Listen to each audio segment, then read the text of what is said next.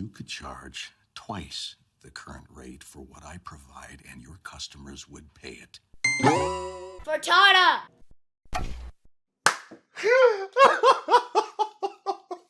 Yes! I love it! I love it so much. I love seeing morons get screwed out of their money. They deserve it. All of you deserve it. Why'd I get picked up?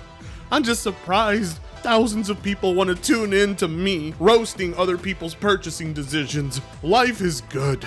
Well, if you're me. If you're a Nintendo fanboy, life sucks. Because you're gonna have to sacrifice your insulin purchases for your diabetes in order to afford the Switch 2, just so you can play Mario for the trillionth time with the exact same graphics you've been getting since 2013. It's funny to me that people think there is a silver lining, a reward to their loyalty for these corporations. They really think they are benefiting. Nothing makes me cringe out more than when I see a gamer leave a comment that says, "Gamers win," when the only one winning is Nintendo with their lawsuits that shut down fan projects, emulators, and patents on gameplay mechanics that they think they created and invented. Nintendo sucks as a corporation, and their games, to this day, I still don't think their games are as great as people make them out to be. I don't consider Nintendo the king of the side-scroller anymore. They haven't been for a while. Indie devs just put them to shame. With titles like Pizza Tower, Celeste, Hollow Knight, who the fuck needs Nintendo? It's blatantly obvious the Switch 2 is going to be easily emulated within the first year of its existence. And the way I look at it is, why do I need your device to play your games? The only other reason would be because I want to support you. Because believe it or not, I do like to support devs that do the right things and make great games. And when I'm left with Nintendo, I'm thinking, why should I give you my money? All you do with it is try to stranglehold the market and try to crush talented developers who have potential to work for you, but you shut down any single fan project they make and abuse your patents. That's why I don't give Nintendo money. So the Switch 2 wasn't even on my radar. I never even considered purchasing it. I purchased the Switch 1 originally. Didn't take long before I sold it. Then I said, okay, you know what? I'll try with the Switch Lite. Sold that within months because the games really aren't like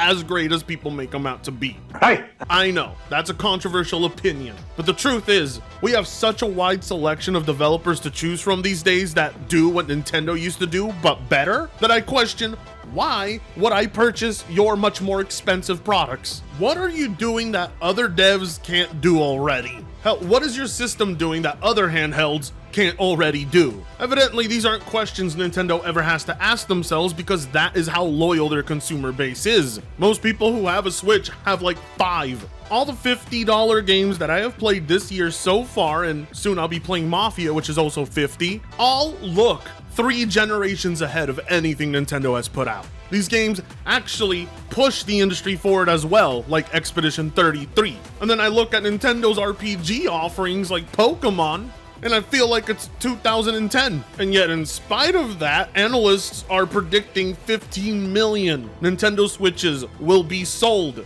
at launch, breaking records. So today's news should come as no shock to anyone because, again, the minute you put down your money, you have shown Nintendo you are okay with this. We've got an update that apparently the Switch 2 will be going up in price, and the thing isn't even out yet. Nintendo Switch 2 price may be increased depending on tariffs. President Shuntaro Furukawa something confirms. A lot of people ask why.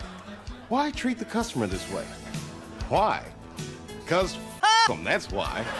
While the wide adoption of the Nintendo Switch system following the latest financial report for the previous fiscal year as reported by Yahoo Japan, Nintendo's president highlighted how the company's priority regarding the launch of Nintendo Switch 2 is to quickly make the system popular, and as such, there will be an increase in advertising and promotion expenses for the company, which contributes alongside the system's low profit margins to an estimated operating profit increase of only 13%. According to Furukawa-san, a profit increase will require an increase in software purchased per hardware unit, which may not be that difficult to achieve considering the solid launch lineup. If the company's plans for the Nintendo Switch 2 launch are clear, the future seems more uncertain, primarily due to the tariffs imposed by the United States, which have influenced the forecast for the fiscal year based on the condition that they remain the same. Tariffs are considered a cost when determining the price of the system in any country or region, Furukawa said, and if the tariffs change significantly over the current assumptions, the system's price could be increased after evaluating various factors. See, he just told you to shut the fuck up. And he told me to go fuck myself. What did I tell you? What did I tell you about there being zero reward for your loyalty? And none of you listened to me. You all went and pre-ordered it. And you still tuned into my videos, which, thank you for that, but shame, shame.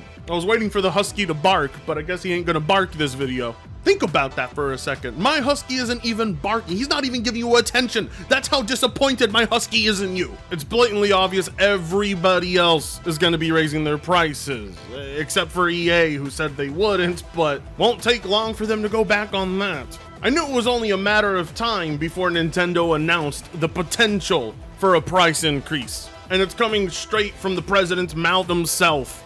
It's odd to see console manufacturers no longer try to capitalize on economic value, but rather price gouge consumers with price hikes that almost seem like they have no cap or limit to them. The most odd part is how they're talking about how advertisement is going to cost them money, and that's so expensive and contributes alongside the system's low profit margins. Oh, boo-hoo.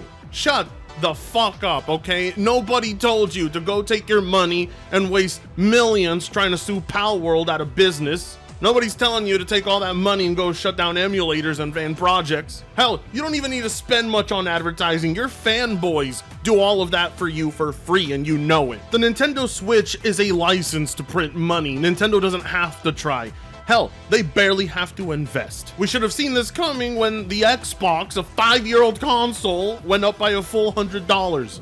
And when it comes to the Nintendo Switch 2, we're talking about a tablet, okay? A fucking tablet with games that look like they are legitimately 12 years old. This device has already been reverse engineered, believe it or not. And the YouTuber who managed to get access to the motherboard has already rounded up the cost. Somewhere about $200 to $250 is what it cost Nintendo to make this thing. There are other things to factor in, of course, like shipping, retail, packaging, but just to give you an idea, the hardware being utilized for the Switch 2 is from 2021. This leads some to believe that the Switch 2 was originally supposed to release a bit earlier, and perhaps Nintendo was ramping up production so that they could have a steady stock at launch, which is more than likely the case, but at the same time, this was not an expensive device for Nintendo to make.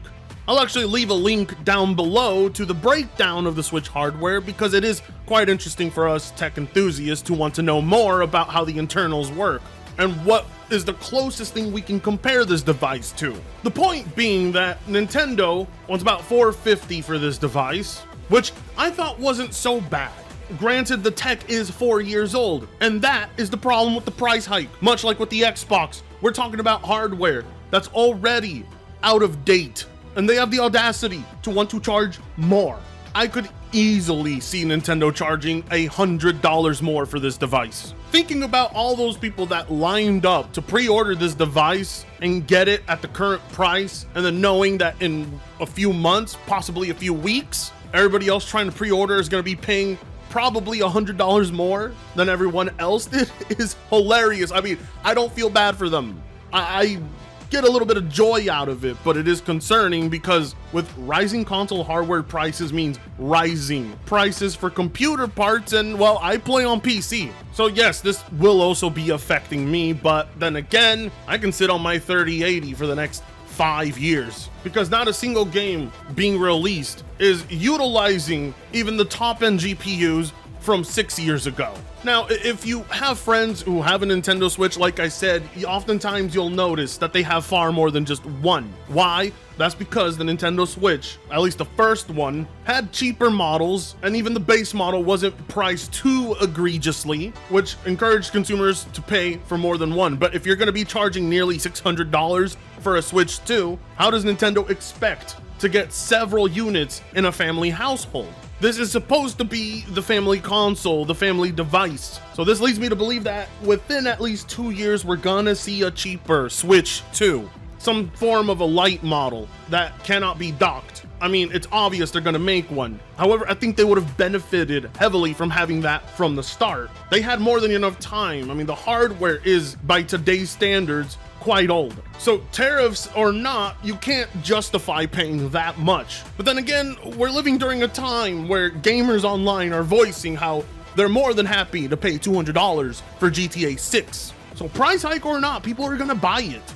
And you know exactly where that will take us. You're probably tired of hearing me say it. You're probably tuning in saying, Frit, this is boring. You keep telling me the same thing. And I will keep doing it until I bully all of you into feeling miserable about what you've purchased. I miss the golden days back in 2015 when you could build a gaming PC that could outperform a PS4 at nearly the same price. We had it good back when games were not nearly $100. We didn't know it was going to get this bad. Nowadays, the luxury is being able to pay $50 for games and being able to pay less than $400 for a system.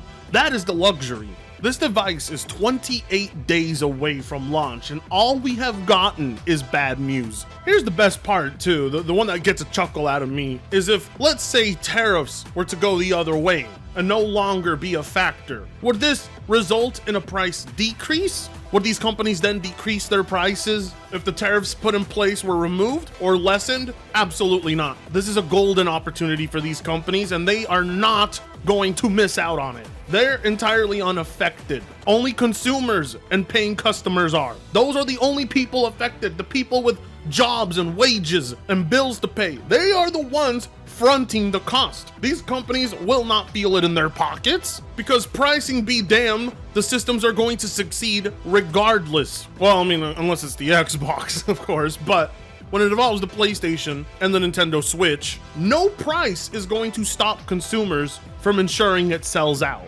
So why would these manufacturers do anything to try and combat tariffs? They're not going to decrease the price in order for consumers to not feel the full effect of those tariffs in place. What I wonder is whatever happened to trying to make money on people who can't afford these things? That was the whole incentive for consoles to even exist in the first place. But instead, the system is not even out yet, has completely sold out in pre-orders, and we're already talking about increasing its price? My God, I bet you anything, I'm gonna wake up tomorrow and we're going to get news that the PS5 is going up in price. Well, damn, Fred, what do you want Nintendo to do? Do you want them to do something to try and make sure customers don't have to pay much? Yes, yes, yes, yes, and yes. 1,000 times yes. That's their job. For these console manufacturers to act like there is no solution is ridiculous. They've found ways in the past to market consoles during rough economic times. They can do it again. Hell, sometimes it's moments like that that get them to think outside the box and get creative and innovative. They are making more money now off of you than ever before at any point in gaming history. The whole point should be to challenge the market. Back in 2008, the 360's price was reduced during recession.